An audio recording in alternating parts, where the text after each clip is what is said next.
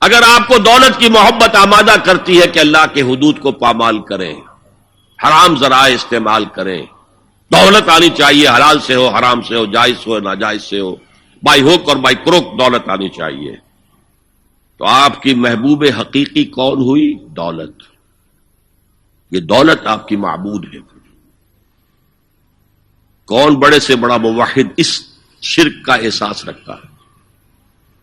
اور حضور نے اس قدر کلیئر فرمایا ہے، تعس عبد الدینار و عبد الدرہم، ہلاک ہو گیا یا ہلاک ہو جائے، یہ کلام خبریہ ہے یا یہ بددعا ہے؟ تعس عبد الدینار و عبد الدرہم، درہم و دینار کا بندہ ہلاک ہو جائے۔